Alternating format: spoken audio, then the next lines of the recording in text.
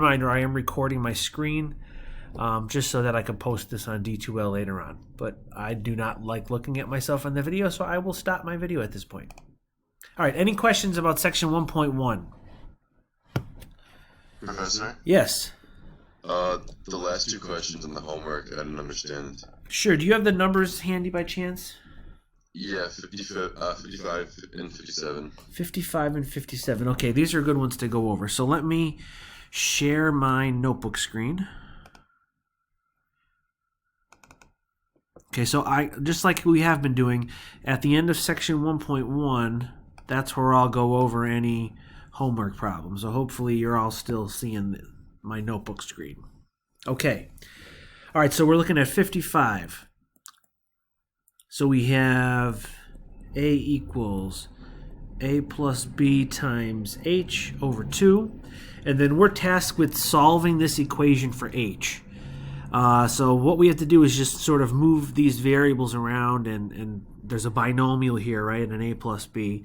Just move everything over to the other side of the equal sign so that H is by itself. So the first thing I would do is get rid of the fraction. So to get rid of this fraction on the right-hand side, I'm just going to multiply the entire equation by 2.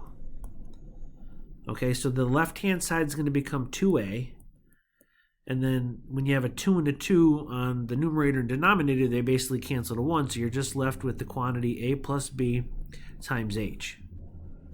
Now since H and the A plus B are being multiplied, if I want to get rid of the term A plus B, I'll just divide both sides by A plus B, and I'll end up with 2A over A plus B.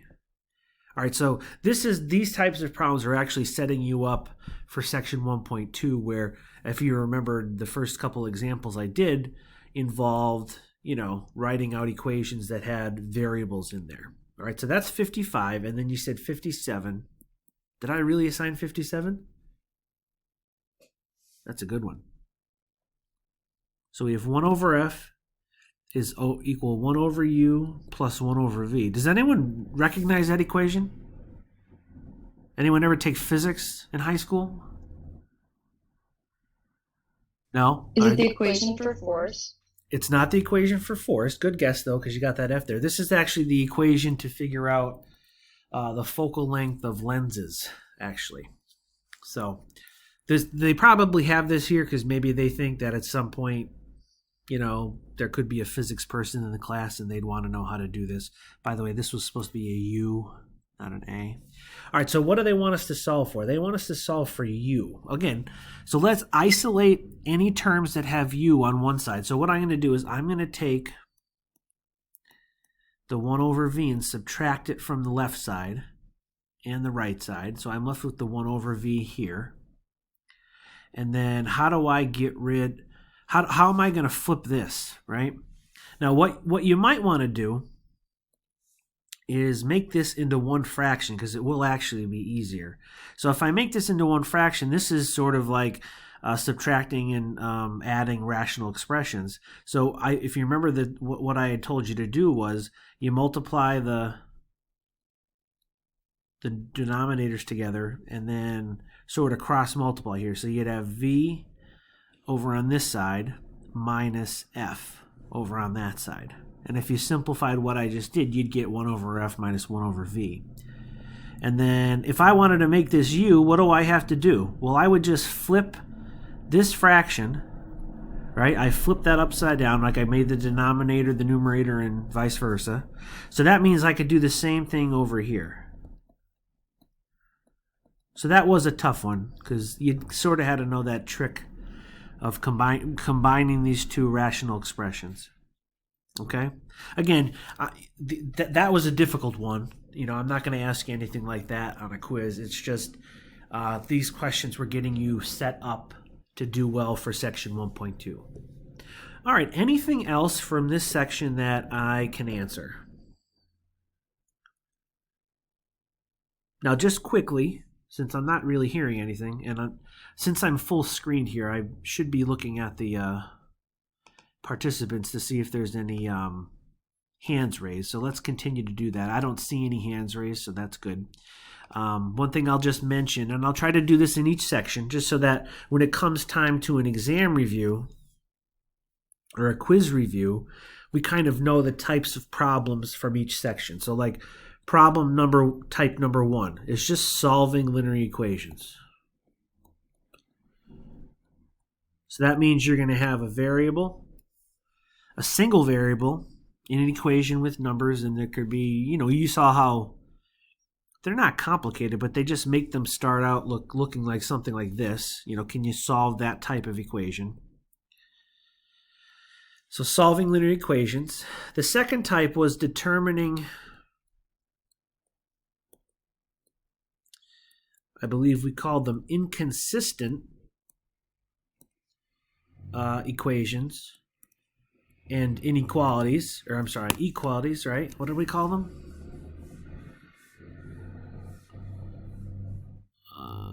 Identities, sorry. So identifying inconsistent equations and identity equations.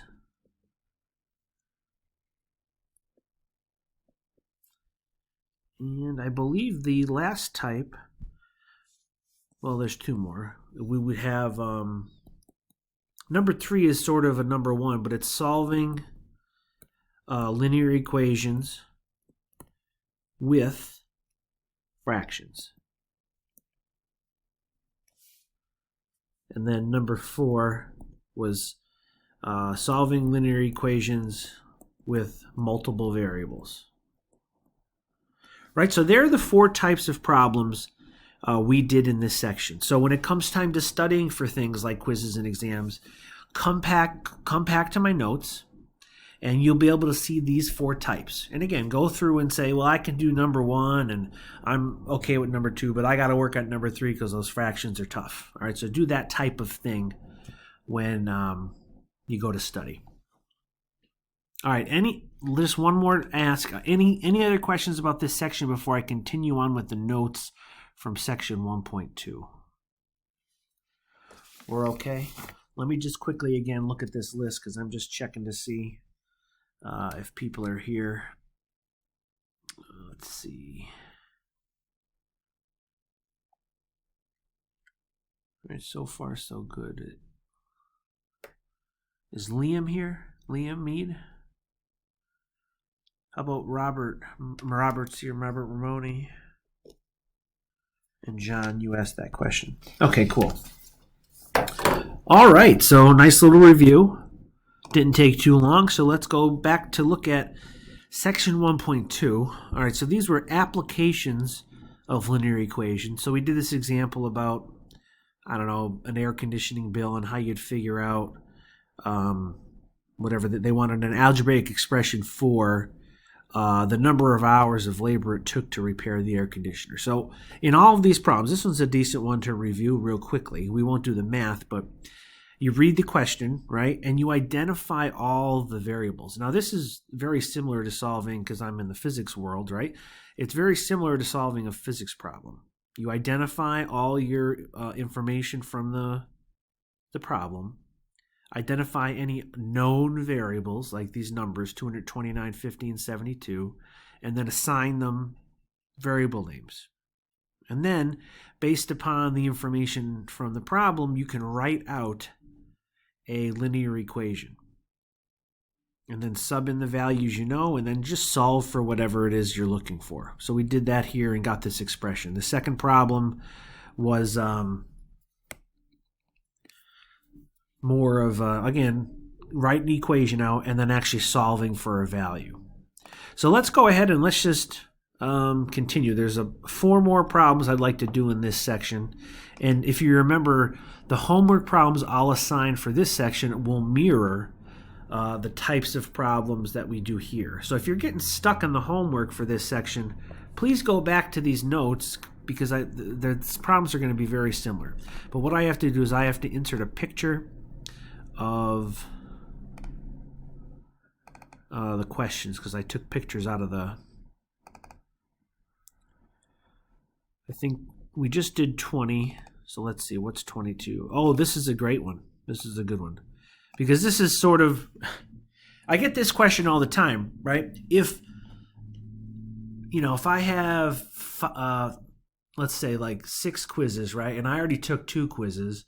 What grade do I need on the remaining 4 quizzes in order to get this type of quiz average, right? That question comes up all the time, and we've been noticing lately that students have trouble figuring that out. So I figured this is a perfect problem to do. So let's see what we have here. So we have this student, Jocelyn, has 3 test scores. So 85, 76, and 88. So what I'm going to do is I'm going to call it T1, right? That's going to be my variable, and it's going to be an 85. Her test 2, T2, is going to be 76. And then T3 is 88.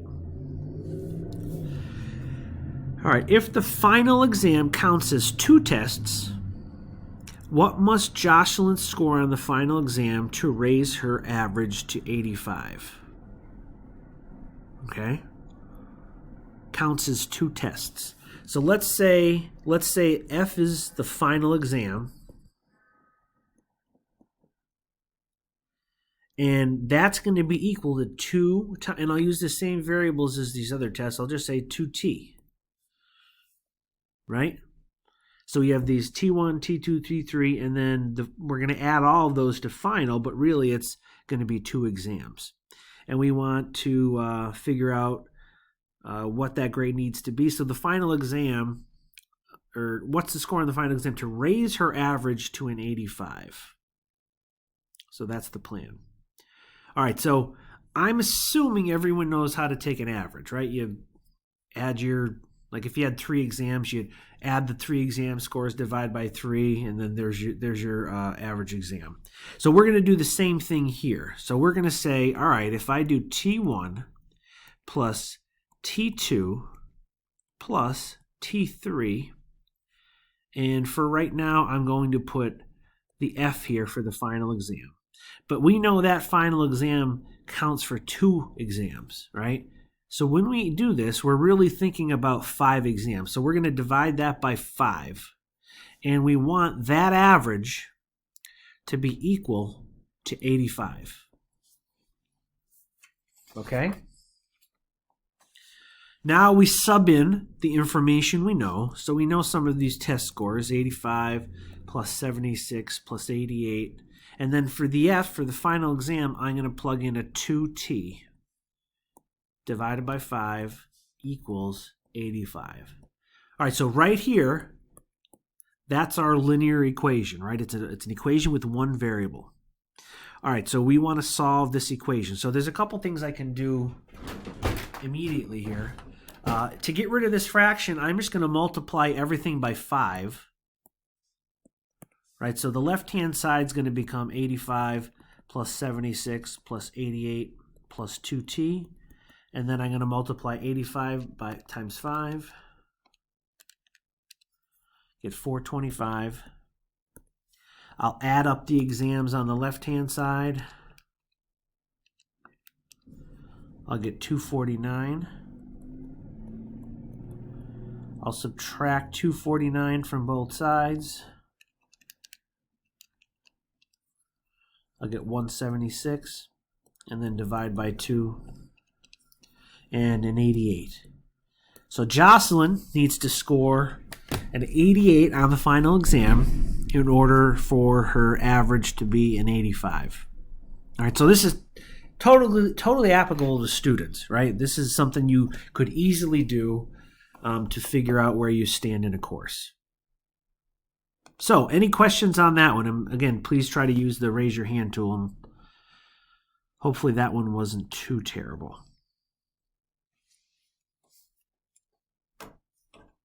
Okay, good to go? Perfect. Okay. Moving on to the next one. Let's see what the next one's showing us. Let's import pictures. It's 24. I don't know. I don't know many people that like geometry, but this is sort of a geometry problem. So let's see what they're telling us. So it says the width of a rectangle. So right away we know what a rectangle looks like. Width of a rectangle is 3 feet more than 1/2 its length. Okay, well, great. So what we have to do is assign a variable to something. So they're talking about the width being a function of length. So what we could do here, I'm just going to call the length of the rectangle L. And then the width here, 3 feet more than 1/2 the length. So that's what I would write for the length, right? This means 3 feet more than half its length. Okay, so there's that equation. And they say the perimeter, so perimeter would mean we need to know all sides. So again, this is the same W over here. The perimeter is 36 feet, and we want to find the dimensions. So we eventually want to solve for both of these variables, W and L. But all the equations we're going to see here are going to be linear equations. So let's write out an equation for the perimeter in terms of variables. So we have perimeter. Let's call that just, P. What's it going to be here? Well, it's going to be 2L, right? 2 times the length, because we have 2 lengths, and then plus 2 times the W. Now, this is an equation with 2 unknowns, but we can plug in this equation we wrote up here for W. Now we have a single linear equation with 1 variable. Now it just becomes a solving exercise. So actually, the P, we already know what that is. We says it's 36 feet.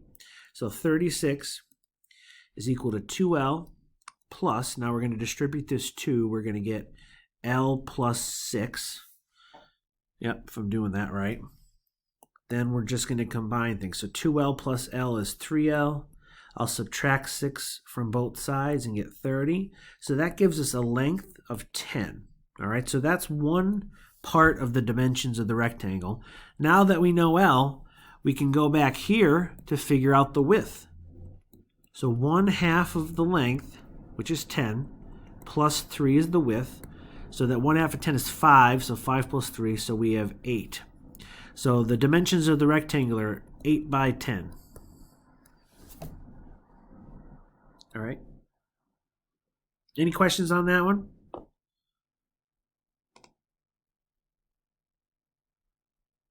Good to go? Perfect. All right, let's see what the next one has in store. I think this is the one, I think it's like an investment one. Oh, yeah, this guy. Okay, so I have 2 of them here. It says if P dollars are invested at a simple interest rate R, the amount A that will be available after 10 years is this. Okay. So they already gave us the equation of interest here. This basically says, okay, the amount available, so this would be like your balance, after so many years, is going to be equal to your initial investment. So that's whatever you put into the account initially, plus the interest you earn. All right. Now, this is a very simplified way of doing it. Actually, there'd be no bank that would ever do this for you. This is the best deal you can get in terms of investment when they just give you a simple interest rate. So here's what they want to know. They want to say if $500 is invested at a rate of 6%, how long will it be before the amount of money available is $920? Okay, so here's all we have to do.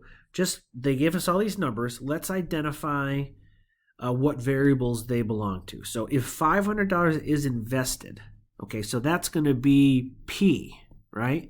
P is my initial investment, so that's 500. The interest rate is 6%, so that's the R, and they're even telling us in the problem, again, anytime you see a percent, you got to change it to decimal form, so that's 0.06. And we want to know how long, so they're asking us to find T. How long will it take for that $500 to then change into the A value of 920. Okay? So they give us all this information. We just have to go ahead and plug everything in. So we're going to have 920 equals 500 plus 500 times 0.06 times t. That's it. We just have to solve this equation. So 920 minus 500, I'll move this one over. We should get a 420 is going to be equal to 500. Well, I'll do 500 times 0.06.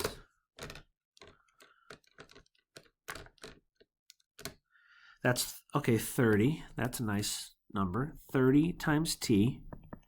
And then do 420 divided by 30. And we get 14. And then this is, everything is pointing in years for this equation. So t is 14 years. All right? Not too bad. Okay. All right, any questions on that one? We're okay? Beautiful. All right, so the good news is that is the last one I want to do for this section. So that means there's going to be a section 1.2 homework assignment. I am not going to collect this one, but it will be useful for you to do them because we are going to be having a quiz. So here are the ones I'd like you to do at the end of section 1.2. Oh, by the way, do I still need to post the picture of the problems? Somebody, you could just chime in. Yes, please. Sure. I'll do the same thing. I put it up on D2L. So if anyone ever needs the problems, I'm just going to take a picture out of the textbook and post them up on D2L. So I will do that. I'll do that right after class. Sorry, I'm just paging over to the problems. I just want to make sure I'm assigning the correct one. So this is on page 100 to 101. And here are the numbers. You're going to do... Am I in the right area? Sorry.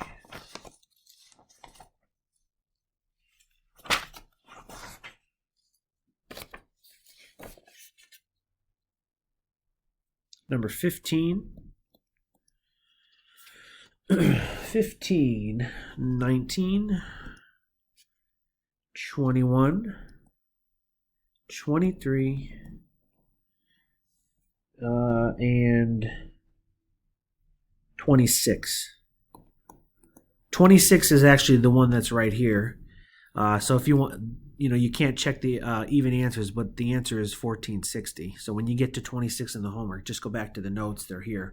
So I'm only assigning you those 5 problems because I gave you 5 problems. So when you go to the end of the section, you're going to see that these mirror or are very similar to the ones that we just did. Okay. With that being said, I don't want to collect the homework on Thursday because we are going to have a quiz on Thursday. So the quiz on Thursday is going to be on sections. And what date is Thursday? The 24th, 9/24. Sections 1.1 and 1.2. All right, so what we've been doing since we've been in this virtual bubble. So I will answer any questions you have about any of these 5 problems at the beginning of Thursday, so that could help you for the quiz. Now let me explain for a minute or two how the quiz is going to work on Thursday. Like right now, if I go back to, let's just stop the share for a second. I don't know that anybody has their actual faces out, which is completely fine with me. Not a problem. What I'll do is, when we get to about 20 minutes before the class ends, I'm going to kick off an email to every student that's going to have the quiz. And the only way you're going to get that quiz is if you're attending class. So like if you're not here in class, I'm not going to send you the quiz. All right, so attendance is mandatory on Thursday if you'd like to take the quiz. Sorry, I just saw somebody else who had come in. I just wanted to make sure I'm marking them down. Okay. So I'll send you an email, and you could just do the quiz on paper. And essentially, it's just like if you were handing in a homework assignment, except that I'd like you to email me back the quiz. And the only requirement I have is that you turn your camera on while you take the quiz. So just like if you were in Brennan 228 and you're taking a quiz, you're all sitting there in front of me. I can kind of just keep an eye on you to make sure, you know, you're not talking to your neighbor or cheating or anything like that. So that I'm completely fine with you having your camera off during class, but for the quiz, I would like to have your camera on. And then once you finish your quiz, you know, do the same thing. Take a picture, make a document, send me an email, and then I'll grade the quiz just like I graded your exam. I'll do it all electronically. Okay, any questions on that? John, did you have a question? I saw you had a green thing up here. Oh, you're good? Okay. I'm all good now. You're all good, perfect. All right, so I'm going to clear this. So any questions about the quiz? Awesome. Perfect. So that'll be Thursday on sections 1.1 and 1.2. All right, so let's move right along. And we're going to go ahead and... Sorry, for some reason this is looking weird on my screen. Okay. Do you all still see my notebook? No. Oh, you don't see it. Okay.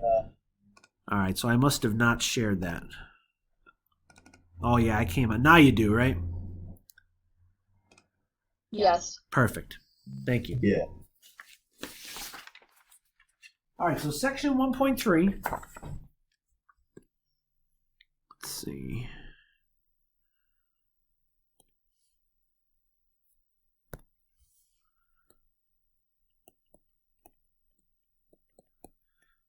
We're going to be solving another type of equation.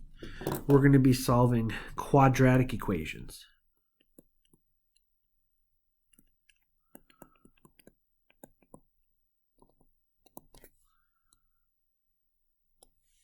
Okay.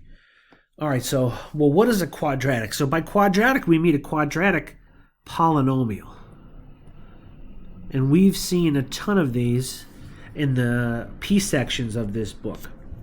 All right, so we have a standard form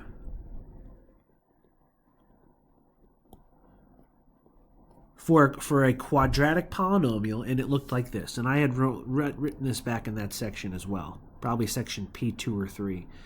ax squared plus bx plus c, right? That was a quadratic so long as a wasn't equal to 0, right? Because if a was equal to 0, then it would be linear. All right, so now we're progressing from linear equations to quadratic polynomial equations. So the only thing that would make this an equation is if I threw an equal sign here and then put 0.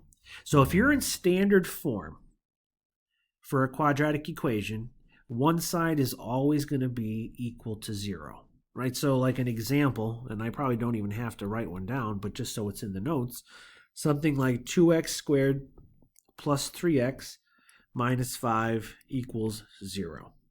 All right, so what we're going to try to do is solve equations that look like this. That's our goal. Now, you might see equations come up that look like, I'll just put this as an aside here. So we call this non-standard form. So if you're not in standard form, you're in non-standard form. You know, if you ever see something like x squared plus 5x equals 3, before you go to solve any equation, you should always make sure your equation's in standard form. So again, you just have to know these rules about, you know, moving things over so that you get 0 on one side.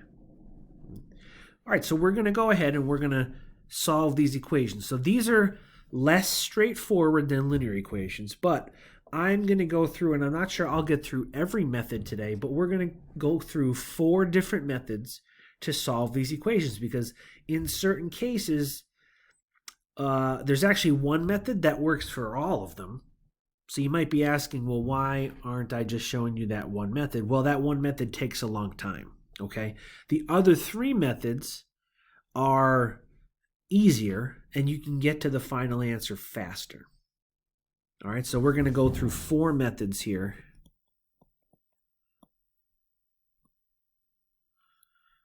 to solve these equations. So 4 of them. So the first method, we're going to solve by factoring. So you'll notice as we go through the rest of the semester, all of that material in the P section is there because you have to do it later on in the sections in the book. So let's just go ahead and I'll show you how these work. Now these are pretty simple because you know you're going to have to factor these quadratic polynomials.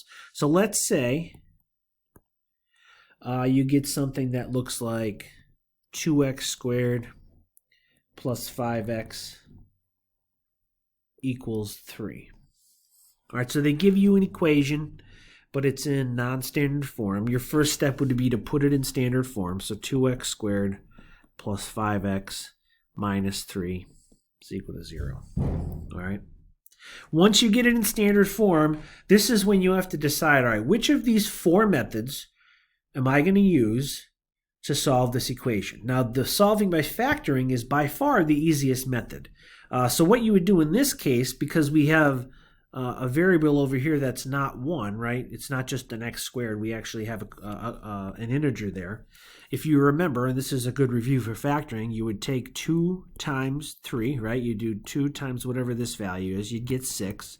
And you'd look at the factors of 6. And I'm going to be doing this a little faster just because at this point, we all should be, fairly confident in our ability to do these. So it's 2 or 3. So you can go ahead and split that middle term either into a 2x plus 5x or 6x minus 1x. So this one, how does this work? It looks like for this one, we would do 6x minus x minus 3. If we were going to then do grouping by factoring, we would take out a 2x, and that's x plus 3, and then take out a minus 1 and have x plus 3, and then be left with 2x minus 1 and then x plus 3. And then we're still equal to 0. Now again, if you could go from, I'll call this is line 2. If you can go from line 2 all the way to line 3, 4, 5 without doing, the factor by grouping, just because this one's a pretty simple one, that's completely fine with me. It's just if you ended up making a mistake and you didn't show me the intermediate work, I'm going to have to take more points off. So again, if all else fails, just give me more information. All right, now that we're here, what you're going to do is you're going to take each binomial and set them equal to 0. So you take the 2x minus 1, set it equal to 0, and then the x plus 3, set it equal to 0, and then just solve these very simple linear equations. So essentially, what we're doing is we're transforming the quadratic equation into 2 separate linear equations that we can solve. So you get 2x equals 1, so x is 1/2, and then x is negative 3. So what you're going to see, if you're going to check your answers, you're going to see a solution set, because you're going to have 2 answers, and they put them in brackets. You would just put the lowest one first. So negative 3 comma 1/2 is the solution set to that particular problem.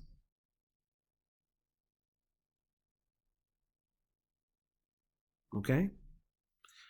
So any questions on that process? I am going to do another one. I think one more is probably sufficient. Yeah, what do you got?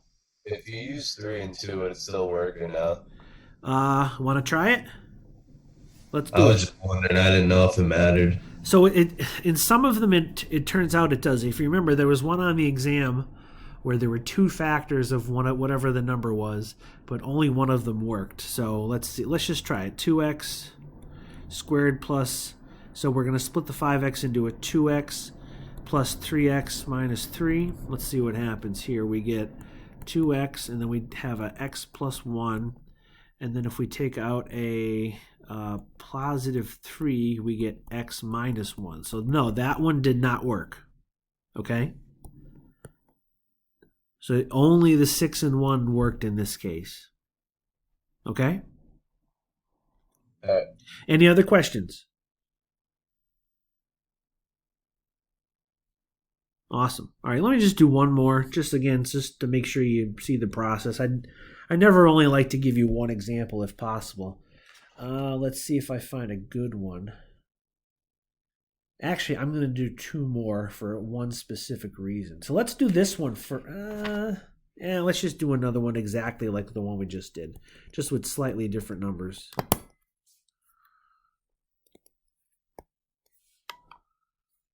Oh, I accidentally hit the detach button. So hold on. I got a new, my new job, I got this brand new Microsoft Surface.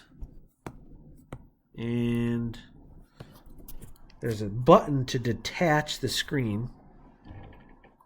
And I just hit it, which disconnects pretty much everything. So let me just get that sucker back in. And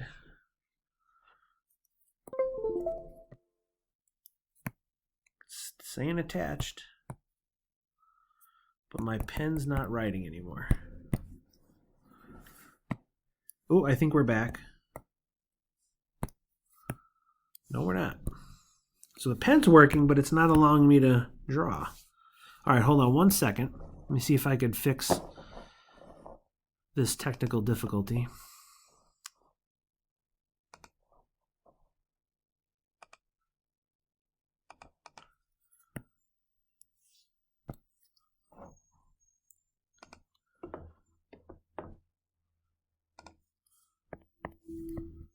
All right, I think we might be back. Let's see if I could share that screen.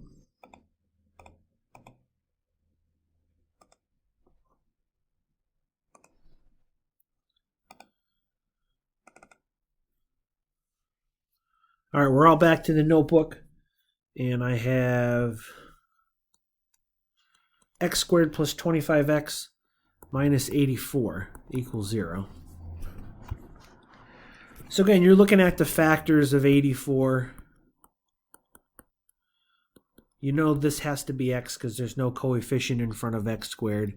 And then, the factors of 84 might be numerous, but you might get to 4 and 21 and realize, well, that's going to add up to 25, right?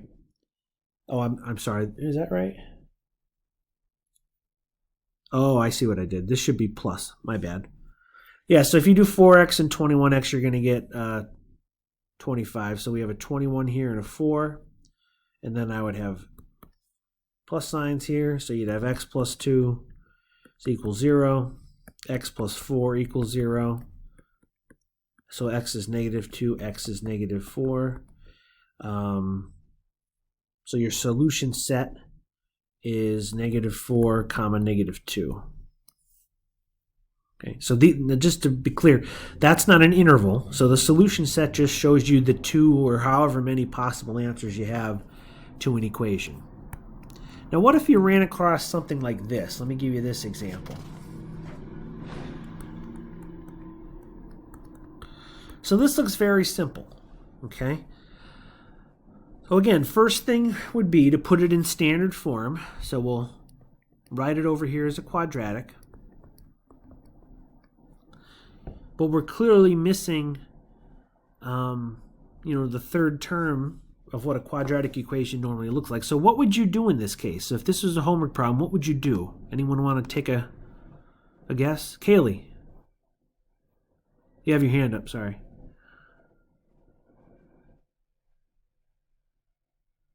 Are you there?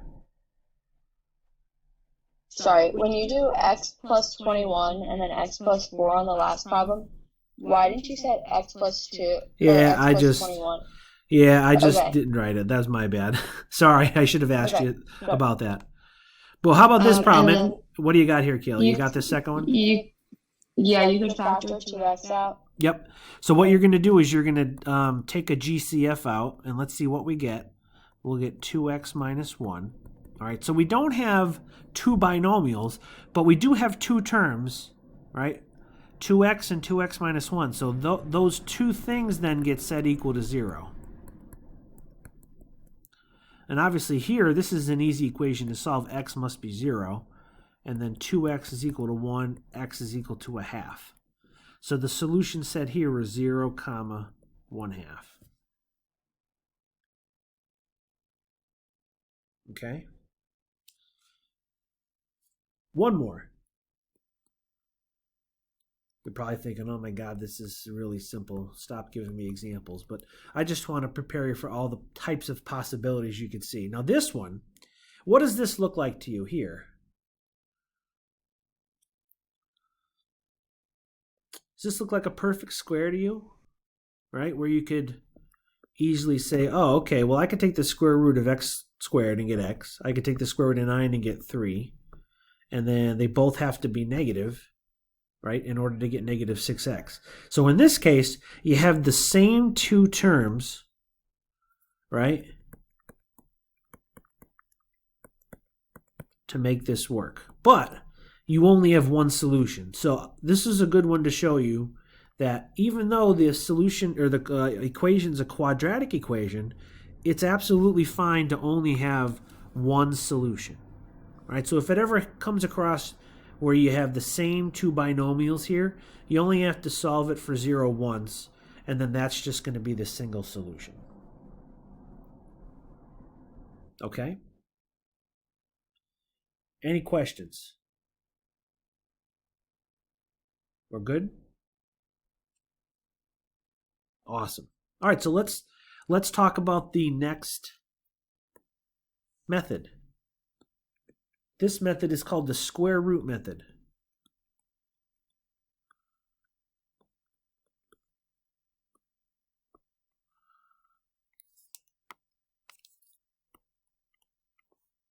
All right. So let's just start right with an example, and then I'll walk you through the process. Let's say you had something like x squared minus 5 equals 0.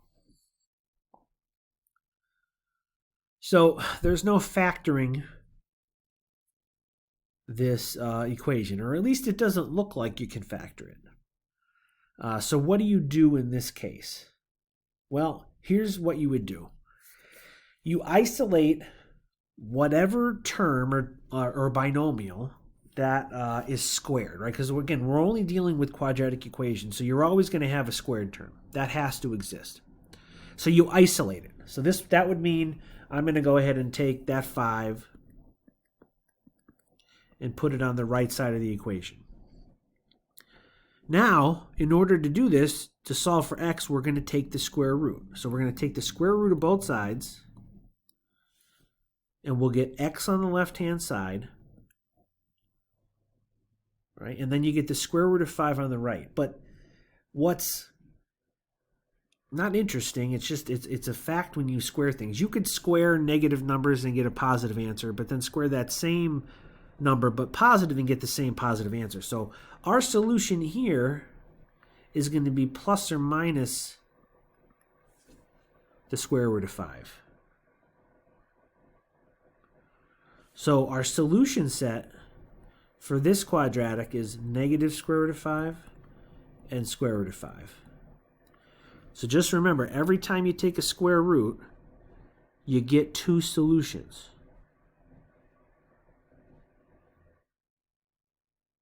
All right, let me show you another one that isn't exactly the same. Like, what if you got something like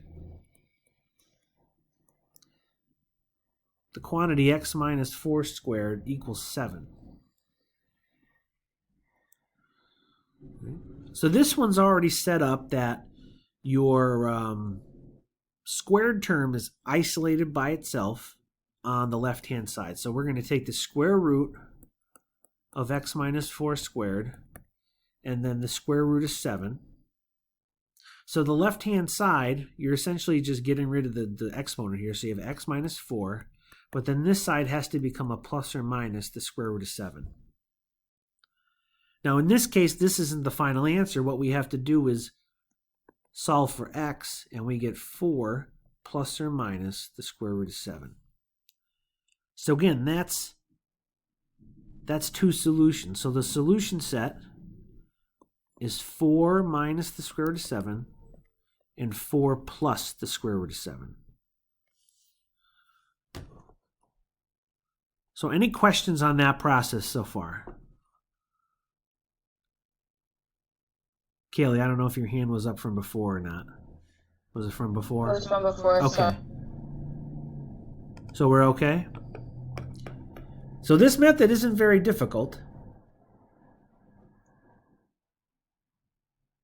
I would like to do maybe one more. Yeah, one more. Let's do one more of these just because I like to show you all the different variations of them. Here's one more example. This is a pretty good one. We have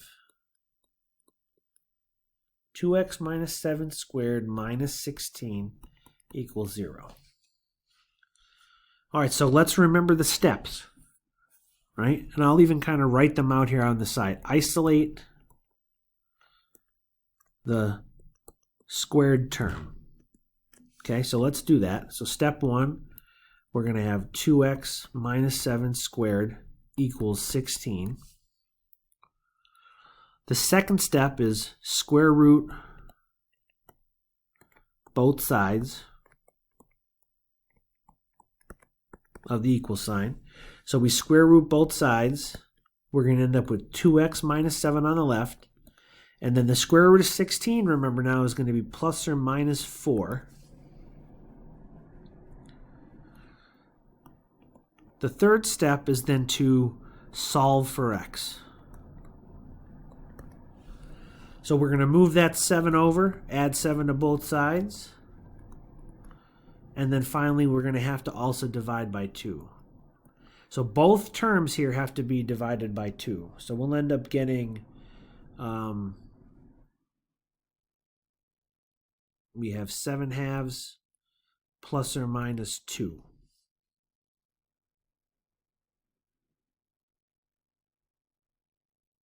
Okay? So again, you could actually, if you wanted to, you could leave it as this, or you could just say the solution set is 7 halves minus 2 or 7 halves plus 2. It'd be completely fine, though, to actually evaluate those. The ones I don't want you to evaluate are these. Don't evaluate the ones with square roots, but this one you could certainly evaluate. Meaning, just evaluate 7 halves minus 2 and 7 halves plus 2. Okay? So we good with that? Any questions? A quick question. Yes. Why wouldn't you add or subtract the 7 before? You absolutely could. So that's a good point. Here's what you could have done. So instead of going directly to here, what you could do is you'd have to make 2 equations, right? You could say 2x equals, so let's say that's 7 plus 4, I'd have 11. And then 2x equals 7 minus 4, or 3. So then x is 11 halves, and then x is 3 halves. So if you were to go ahead and evaluate this, right, these are essentially equivalent. But yeah, if you wanted to go right to here and evaluate these integers, 7 plus or minus 4, you can absolutely do that. Is that good? Yeah. Cool. Awesome. Okay, let's talk about the third method. And this is the method that, for whatever reason, it tends to trip people up. But again, I'm going to give you each step, and if you just complete each step, these really aren't too bad. But the third process is called completing the square.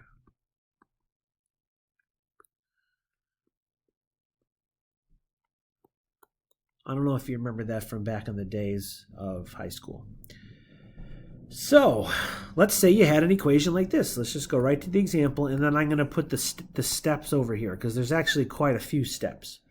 I have 5 steps listed. So the one before here was a 3-stepper. This one's there's 5 steps. Here's the equation.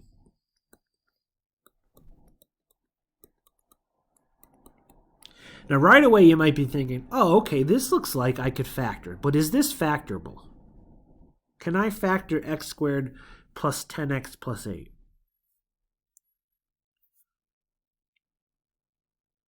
Anyone just shout out? No. Nope, can't do it, right? Can't factor it.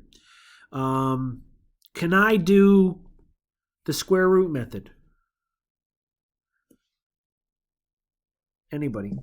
No. Why can't you do the square root method? Anyone? Do you know why you can't? Here's why you can't. I'll do the first step of the square root method and show you what the problem is. Isolate the x squared term. You'd get negative 10x plus 8. And then, oh wait, look, you have an x term over here. Isn't that a problem?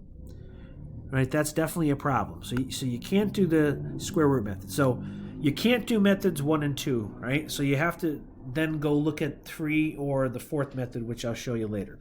So here's how you do completing the square. So here's where we're going to move.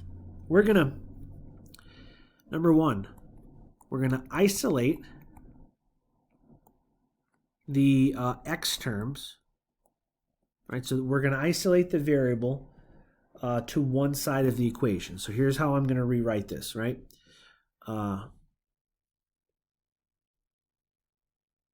Sorry, I bumped something. Can you all still see the notebook? Yeah. Yeah, you're good. Okay. So we're isolating the x terms, and I'm going to leave a space after the 10x on purpose. So I'm going to move this over here and have a negative 8. Okay. What we want to do now in step 2 is make sure the coefficient on the x squared term is 1. Okay. So if not, though, we would have to divide that out. So let's say there was a 2 here. Okay.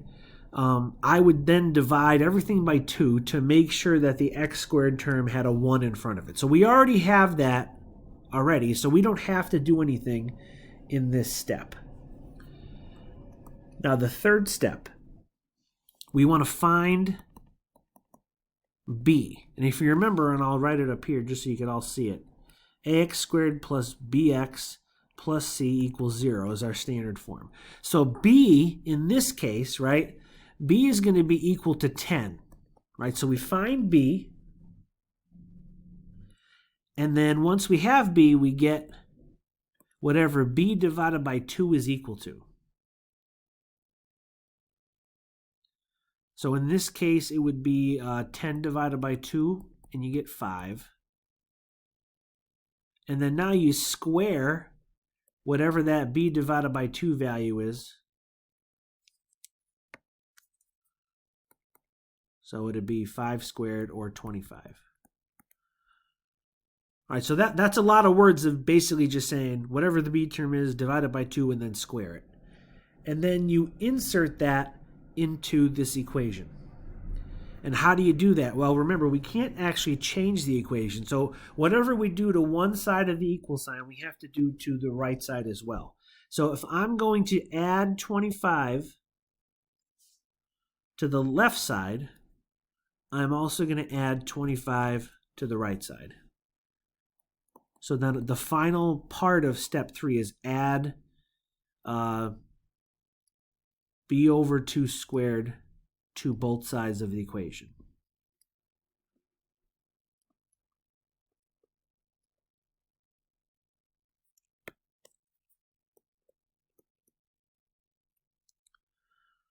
Everyone with me so far? Any questions on anything I've did up to now?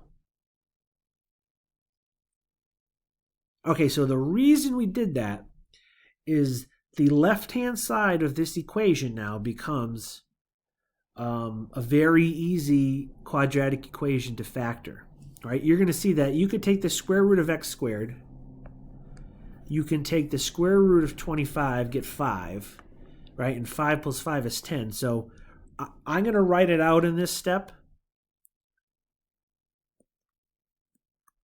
But don't you just get x plus 5 times x plus 5 over there?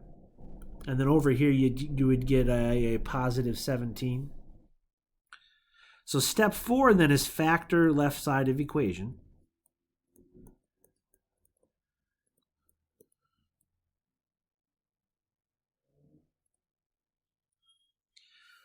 So I just wrote that so you would see it, but what I would want to write this as, because this will happen every time when you complete the square, you're always going to have a binomial over here that's squared. Now, doesn't that look like this problem pretty much, right? It'd be this state here. So when you have a quadratic equation like x squared plus 10x plus 8 where you can't factor it, after you complete the square, the final step in that process is to then do the square root method. So we take the square root of both sides. We get x plus 5 equals plus or minus 17. So then I have x equals negative 5 plus or minus 17. So that gives us x values of, in our solution set, of negative 5 minus 17 is negative 22. And then negative 5 plus 17, we get 12.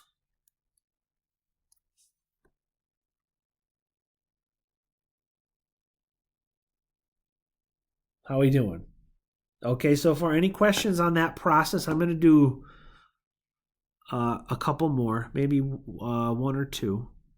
Anything else? Any questions there? Again, I'm all about algorithms. I want to be able to give you very simple steps that you could remember in order to solve these problems. So any questions before I do another one? Yeah, I have one question. What do you got?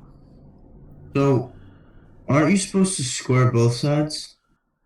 Square both sides. In the step after Oh, that's fine. No, the good catch, right here. Shouldn't I have done, I forgot to put the square root here, right? Yeah. So then that just changes to this. So my solution set isn't as clean as I had originally thought. It'll be negative 5 minus the square root of 17 and then negative 5 plus square root of 17. Sorry. Thank you for catching that.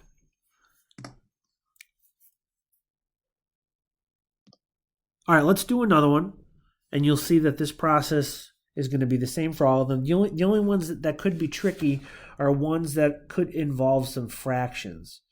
So I want to pick a good one that won't be too crazy. So let's do this one. Here we have another quadratic, 3x squared minus 4x minus 1 equals 0. So just straight away, can't factor it. It's not going to work. So we're going to complete the square. So we'll follow our steps. I believe the first step was to isolate the x terms. I'm going to leave a space here, and the 1 goes over here. Now, the one step we didn't have to do over here was make sure that the coefficient on the x squared term is 1. So what do I have to do is, I have to divide 3 through every term here to get rid of that 3 that's right here. So when I divide every term by 3, this is what I end up getting. I get x squared minus 4/3 x equals 1/3.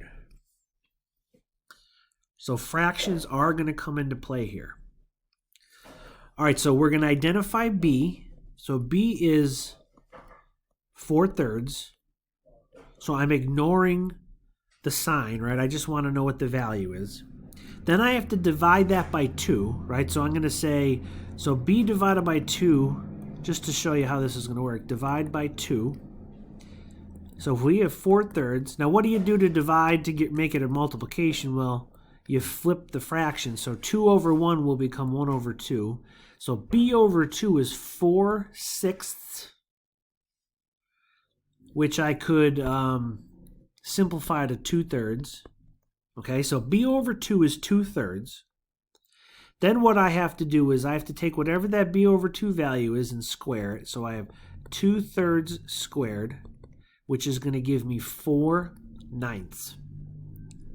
So 4/9 is what I'm going to have to add to both sides of these equations. So I'm going to add 4/9.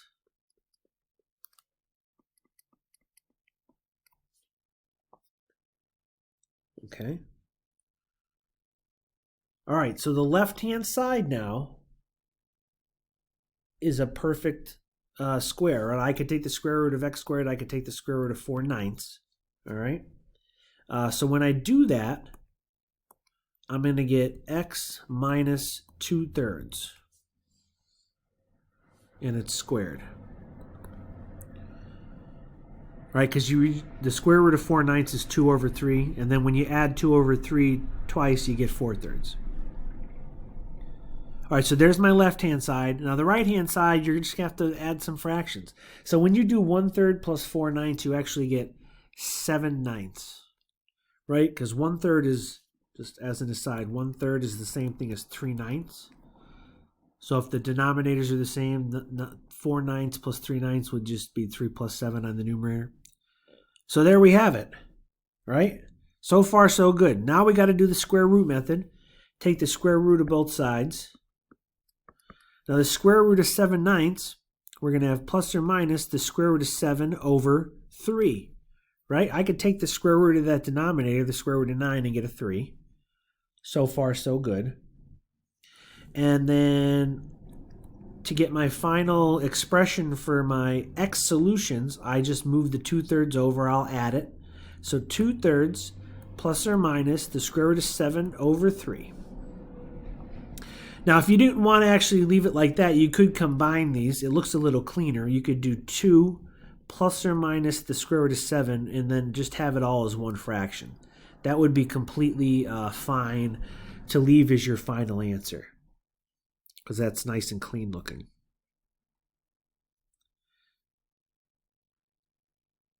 Do you want to see another one of these? Anybody speak up and just say, sure, I want to do it.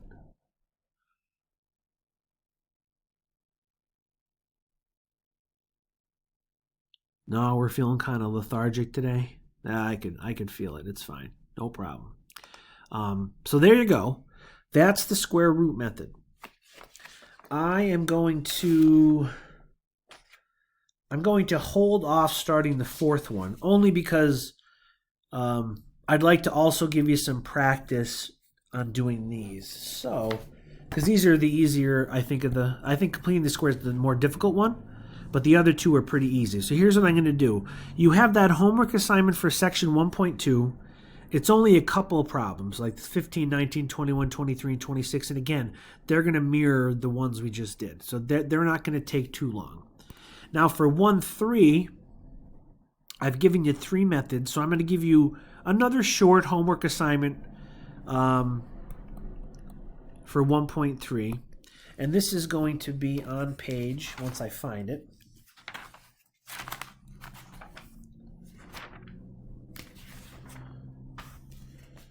Okay.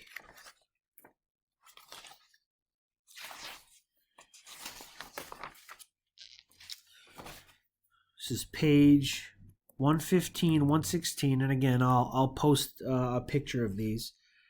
At this point, you could do 19 through 23, 25 through 29, and 41 through 45, and again, the odd ones. So that's only 9 problems total, okay? So there's a couple problems from 1.2, and then these 9 problems from section 1.3. So what we'll do on Thursday is just continue with 1.3. There's only one more method to show you, so I'll be able to finish up that section and probably start and introduce the next section, section 1.4.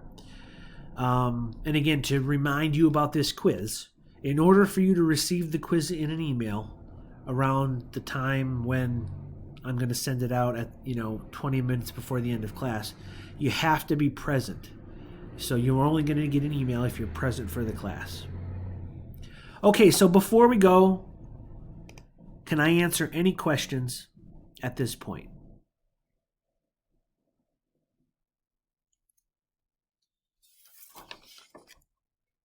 Okay, just is Liam here? I'm just trying to see if he did come in or not. Okay, perfect. So I will see everyone on Thursday. I hope everyone has a good week. And again, if you have any questions on these homework problems, don't hesitate to send me an email.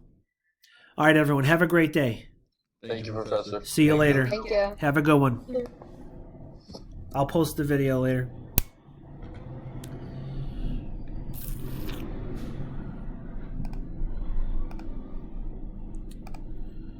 Alrighty. Okay, so that was pretty good.